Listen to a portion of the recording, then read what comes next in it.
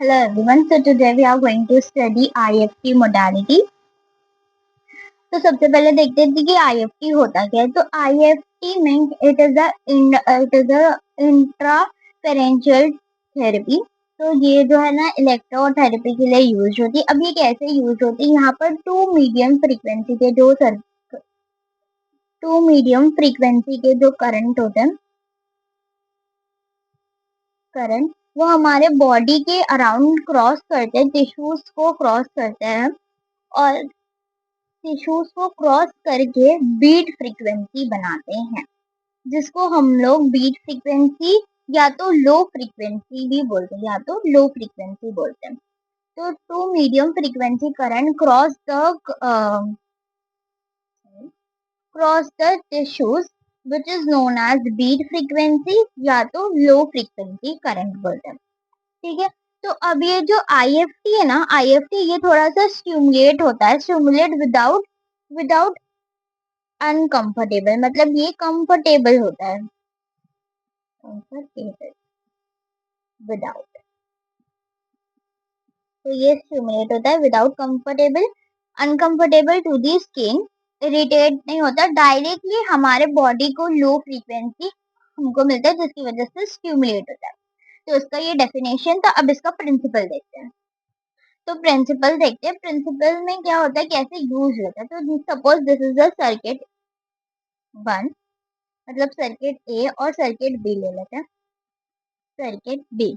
अब ये जो सर्किट ए है ना, इसका फिक्स फ्रीक्वेंसी है, इसका जो फ्रीक्वेंसी है वो इसका फिक्स है, बट इसका जो फ्रीक्वेंसी है ये वेरिएबल है. ठीक है. ये बिटवीन होगा 3900 से लेके 4000 मेगाहर्ट्ज, और ये वाला जो होगा ये फिक्स्ड होगा, जो कि होता है 4000 मेगाहर्ट्ज. ठीक है. अगर ये दोनों को हम लोग प्लस करें, मतलब ये हम दोनों सर्किट का करंट निकाल के एक क्रॉस कराए, तो हम लोग को मिलेगा बीट फ्रीक्वेंसी या तो लो फ्रीक्वेंसी, जिसको हम लोग IFT में यूज करते हैं. तो कैसे मिलेगा, जब 4000 माइनस 3900 होगा तो हम लोग को 100 मेगाहर्ट्ज की जो मिलेगा वो होगा हमारा बीट फ्रीक्वेंसी. तो ये जो बीट फ्रीक्वेंसी है ये डायरेक्टली टू दी टिश्यूज जाके यूज होता है. अभी ये जो फ्रीक्वेंसी है इसका दो मोड्स होते हैं, मोड्स देखते हैं. तो फ्रीक्वेंसी के हिसाब से मोड्स डिपेंड होते हैं. तो सबसे पहले वाला होता है कांस्टेंट. कांस्टेंट का मतलब होता है इसका जो फ्रीक्वेंसी है ये फिक्स होगा. ठीक है. इसमें जो फिक्स फ्रीक्वेंसी अप्लाई होगा टू द टिश्यूज को. कौन सा ये फ्रीक्वेंसी होगा, तो ये फ्रीक्वेंसी होगा बीट फ्रीक्वेंसी, जो हम लोग को मिल रहा है दो कॉम्बिनेशन करेंगे तो. या तो हो सकता है रिदमिक. अब यहाँ पर जो रिदमिक है ये ज्यादा यूजफुल होता है, क्योंकि यहाँ पर जो फिजियोलॉजिकल इफेक्ट है ये यहाँ ज्यादा देखने को मिलता है. तो ये होता है रिदमिक. रिदमिक के अंदर जो फ्रीक्वेंसी है वो फिक्स नहीं होगी, मतलब ये वेरिएबल होगी, जैसे कि 1 to 10 मेगाहर्ट्ज से या तो 1 to 100 मेगाहर्ट्ज से ये वेरिएबल होगी. तो यहाँ पर देर इज द फिजियोलॉजिकल जो इफेक्ट होता है वो ज्यादा देखने को मिलता है. इफेक्ट्स यहाँ पर ज्यादा होता है यहाँ पर, क्योंकि यहाँ पर कांस्टेंट है, इसके लिए हमारी बॉडी अडाप्ट कर लेती है वो बीट को, जिसकी वजह से फिजियोलॉजिकल इफेक्ट शो नहीं होता. ठीक है. अभी जो नेक्स्ट पॉइंट है वो देखते हैं. Next point is the physiological effect क्या करता है, ये देखते हैं. फिजियोलॉजिकल इफेक्ट में यहाँ पर जो फिजियोलॉजिकल इफेक्ट है वो तीन टाइप के, मतलब तीन तरीके से इफेक्ट शो करता है. सबसे पहले तो पेन को रिलीव कराना, क्योंकि इसका मेन काम है पेन रिलीव. अब ये जो पेन रिलीव है या तो ये दो तरीके से हो सकता है, जैसे कि हम लोग ने 10th में पढ़े कि वो भी दो तरीके से होता है, वैसे इसमें भी दो तरीके से होता है, या तो गेट थियरी से, या तो डिसेंडिंग इनहिबिशन.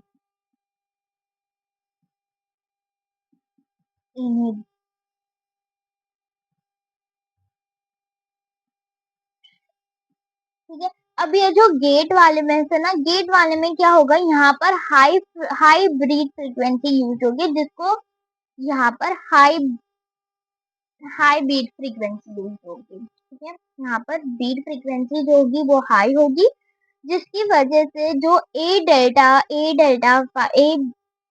डेल्टा फाइबर्स है वो क्या होंगे, वो ब्लॉक्ड होंगे, जिसकी वजह से जो पेन है वो रिड्यूस होगा, पेन जो है वो रिड्यूस होगा। ठीक है, ये होता है गेट वाले में। अब जो डिसेंडिंग वाले में क्या होता है, यहाँ पर जो फ्रीक्वेंसी होती है वो लो फ्रीक्वेंसी यूज होती है, low frequency beat frequency use होगा, और ये स्मॉल डायमीटर स्मॉल फाइबर्स को स्टिमुलेट करेगा, जिसकी वजह से जो ओपियोइड सब्सटेंसेस है, जैसे कि मैंने कल भी बता दी कि ओपियोइड सब्सटेंसेस क्या कराते हैं, एंडोर्फिन और एनकेफेनिन को रिलीज आउट कराते हैं, जिसकी वजह से सेम होगा पेन रिलीफ होगा। तो ये होगा पेन रिलीफ का मैकेनिज्म।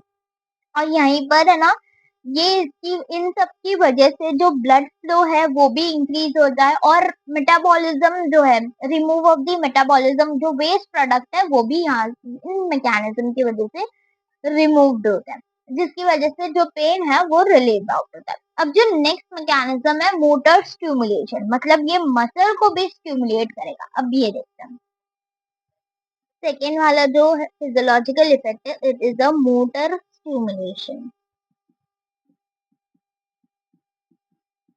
अब ये क्या करता है, ये या तो 1 से लेके 25 मेगाहर्ट्ज की फ्रीक्वेंसी अप्लाई करेगा, जिसकी वजह से जो मसल है वहां पर ट्विचिंग अकर होगा, जिसकी वजह से मसल स्टिमुलेट होंगे। या तो 30 टू 100 मेगाहर्ट्ज की फ्रीक्वेंसी है, जिसकी वजह से टेक्निक कॉन्ट्रैक्शन होगा, मतलब जो मसल है वो कॉन्ट्रैक्ट करेंगे, कॉन्ट्रैक्शन। तो ये यूजुअली क्या होता है, ये जो वीक पेल्विक फ्लो मसल्स है उसके लिए यूज होता है। उसके बाद जो थर्ड फिजियोलॉजिकल इफेक्ट है वो होता है सर्कुलेटरी इफेक्ट। अब ये जो सर्कुलेटरी इफेक्ट है इसमें क्या होता है, पंपिंग होती है, तो लोकल सर्कुलेशन इंक्रीज होता है, जिसकी वजह से जो इडिमा होता है वो वहां पे से रिड्यूस्ड होता है। ठीक है, तो ये हो गया 3 फिजियोलॉजिकल इफेक्ट। अब इसमें जो ट्रीटमेंट है कैसा देते हैं वो देखते हैं। अब जो ट्रीटमेंट के लिए जो पेशेंट का पोजीशन है, पेशेंट पोजीशन सबसे पहले उसको कंफर्टेबल रखना है। उसके बाद उसका इलेक्ट्रोड की पोजीशन कैसे होनी चाहिए, तो इलेक्ट्रोड का जो पोजीशन होना चाहिए, suppose this is the body. ठीक है, तो यहाँ पर जो है एक इलेक्ट्रोड है, यहाँ पर दूसरा इलेक्ट्रोड है, तो ये दो इलेक्ट्रोड और ये दोनों इलेक्ट्रोड इस तरीके से होना चाहिए, ताकि ये आपस में यहाँ पर मिलके यहाँ पर बनाए बीट फ्रीक्वेंसी। तो यहाँ पर अपोजिट साइड में रखना है ताकि वो बीट फ्रीक्वेंसी अप्लाई हो। अगर फिर हम लोग को है ना, वो जो फ्रीक्वेंसी की रेंज सेट करना है, जैसे कि 80 टू 100 मेगाहर्ट्ज में यहाँ पर जो है पेन रिलीफ मिलेगा, बट ये रिदमिक पेन रिलीफ होगा। ठीक है, 1 टू 10 मेगाहर्ट्ज में यहाँ पर जो रिड्यूस होगा, यहाँ पर स्वेलिंग रिड्यूस होगी। उसके बाद जो नेक्स्ट है 15 मेगाहर्ट्ज में क्या होगा, यहाँ पर जो डिसेंडिंग जो पार्ट था, डिसेंडिंग जो फिजियोलॉजिकल में डिसेंडिंग वाला था वो एक्टिवेट होगा। तो ये जो टोटल ड्यूरेशन इसकी होनी चाहिए, यहाँ 15 टू 30 मिनट तक ड्यूरेशन होनी चाहिए। अब जो पेशेंट है, पेशेंट को माइनर टिंकलिंग दैट सेंसेशन होना चाहिए, इससे ज्यादा नहीं होना चाहिए। उसके बाद इसका डेंजर्स देख लेते हैं। डेंजर्स या तो कॉन्ट्रा इंडिकेशन, अगर जो इलेक्ट्रोड्स है, ठीक है, इलेक्ट्रोड्स है ये ज्यादा क्लोज हो गए, जिसकी वजह से इट लीड्स टू बर्न हो जाएगा हमारी स्किन पे। तो ज्यादा क्लोज भी इलेक्ट्रोड को नहीं रखना है, और फिर अवॉइड करना है। अवॉइड कहाँ कहाँ कर सकते हैं, जैसे कि पेस मेकर पे, जो पेस मेकर है वहां पर अवॉइड करना है, जो कैंसर सेल्स है वहां पर अवॉइड करना है, ट्रीटमेंट को ओपन वुंडेड में अवॉइड करना है, ओपन वुंडेड में अवॉइड करना है। और जहाँ पर जो सेंसरेशन इम्पेयरमेंट है, मतलब सेंसरी इम्पेयरमेंट है, वहां पर भी अवॉइड करना है। जहाँ पर हम लोग को कोई सेंसेशन ही नहीं मिल रहा है स्किन का, तो वहाँ पर भी अवॉइड करना है। तो सेंसेशन इम्पेयरमेंट है,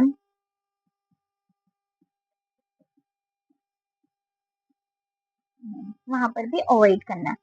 ठीक है? तो हम लोग को जो ज़्यादा टाइम तक भी नहीं रखना है। लॉन्ग ड्यूरेशन नहीं होना चाहिए, 15 टू 30 मिनट ही होना चाहिए, इससे ज़्यादा ड्यूरेशन नहीं होना चाहिए।